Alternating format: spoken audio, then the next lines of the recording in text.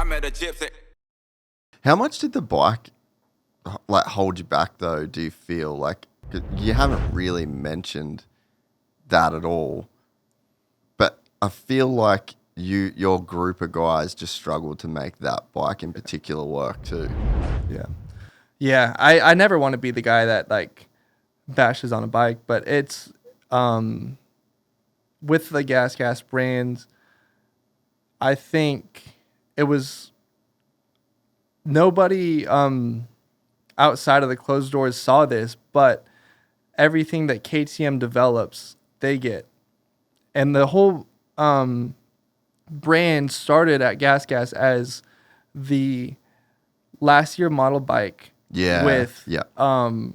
updated like products and parts and this and that, but it's still last year's frames, so we're gonna be a year behind everybody, and we're gonna catch up or just get the hand-me-down shit. And that's what the brand was, or that's how it started. And then 23 we finally got the new frame, and I thought it was gonna be so sick because all of like the problems that KTM and Husky had the year before, they would have it solved for us. So we got on the bike, and I was like, dude, I don't know about this thing, you know? And Justin was struggling with it too. And getting parts and just navigating that brand is like, it's difficult, like really difficult. Like you say one thing to so-and-so, and then it goes to this guy, and then this guy, and then it gets to Pitt, buyer. And then Pitt's like, oh yeah, no, that's not happening. Like you can't get that.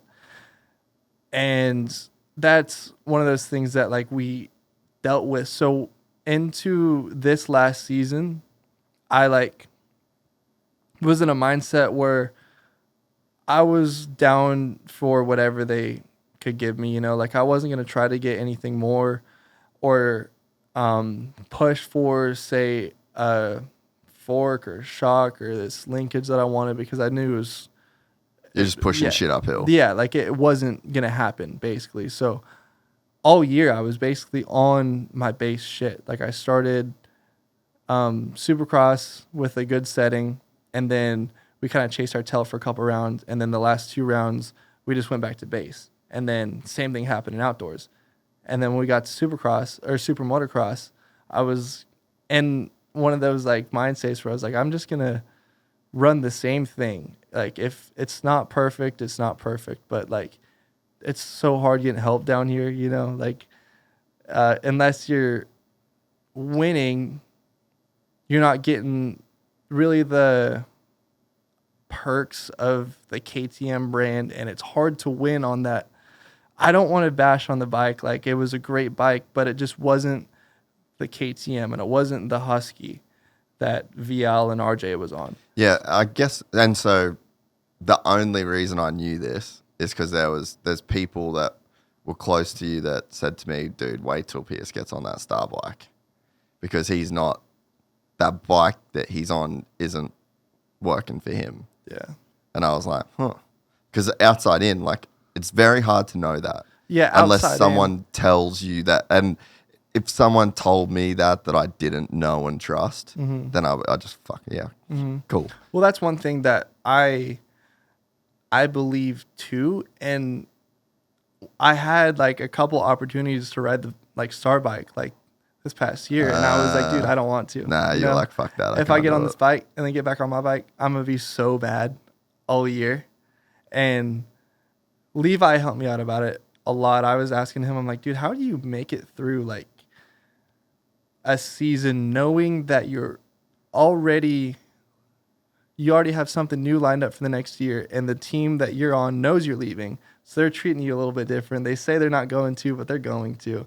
So it's hard. And he was like, dude, like he went through it with Star and the TLD brand, like they were great, but they're at the mercy of KTM. Yeah, but exactly. And like towards the end of the season, Ryder and Justin were testing and getting all this like I don't know, getting all this support, and I was just kind of in the background doing my own thing. But I'm like, I don't mind it, dude. Like I I've got the setup that I'm on. I'm not going to change it, so I'm going to be comfy with it. And that ended up being kind of like the missing link, because every time I went to go change my bike in the past, like it took 2 or 3 weeks to Get used to the change. get used to it. Yeah. And then I realized there's nothing about it that I like, so I'm going to change it again and then like change it again.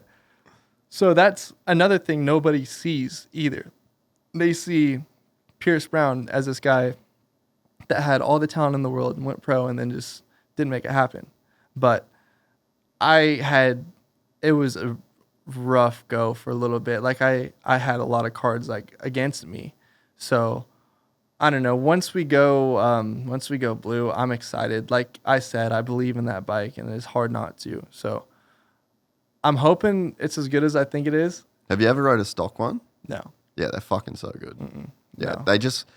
I've said it so many times on here, and like we're sponsored by Yamaha, but even before that, you can go look at all the clips. I rode, the first time I ever rode one, 2019, Ben Townley's house in New Really? Zealand. And I was just like, what the fuck is this? Like, this is actually ridiculous. Really? And I'm not a great rider, but I just felt so good on that bike, and just like the front end feeling, and just like, I think the new model's really great too, but it's a little bit different. Like the feeling's different. The old bike, bro, would just be like, it would just go like you, wherever you pointed it, and it never moved sideways. It was just like you were on a fucking rail in a straight line. Yeah. Didn't turn as good as what the new one does. But bro, everywhere you pointed the thing, it would just like squat and go, and you couldn't feel anything. It was just like the craziest, most confidence-inspiring bike. It's changed a little bit as it's iterated, but I think they wanted to make more of a tight turning bike, especially for Supercross. But yeah, I mean, it's just such a good stock motorcycle. Like every now and again, like the 07 Honda 450. Yeah, some Just like some bikes just click, they get it. And I think I think a big part of it, obviously I've never ridden it, but the airbox in the front, dude, that has to have so much to do with it, because the airflow you're getting, and it doesn't have to, I don't know, with any other bike, it has to go through the side panel and then through the little holes and then back through the air filter. Like, that's a big part of it too. Well, and on the Yamahas, even just a normal, like a privateer guy, like Twisted Development, they do a dual injector. So there's literally an injector in the airbox that's fucking squirting fuel. Like every time you crack the throttle, it's just like spitting more fuel. Like there's just, for whatever reason, well, there's a bunch of reasons, but that bike is just a crazy bike to be on. That's one thing that we did get this past year, the dual injectors, and that helps so much. Oh, you guys were running that on the... So much. There was one round, though. It was Unadilla qualifying. I right to the gate, and bike's running fine. Everybody's getting pointed to go start qualifying, and my bike just like starts like sputtering and it won't run, and I'm like, dude, what the hell is going on? So my mechanic like opens the airbox, everything, and then I think the dual injector failed, and we just had to run one injector, and I'm like, dude, this bike's like so slow, and like Unadilla is such a fast track. Like, this thing is so like worse than what I've been on. So that was like a eye opener for sure, because our bike's gotten a lot faster, and that's been a big part of it too. Like having to ride without it wasn't fun. If you enjoyed this content, please like and subscribe. And to listen to the full 3-hour podcast, search Gypsy Tales in your favorite podcast platform or click the link in the description below. Gypsy Gang.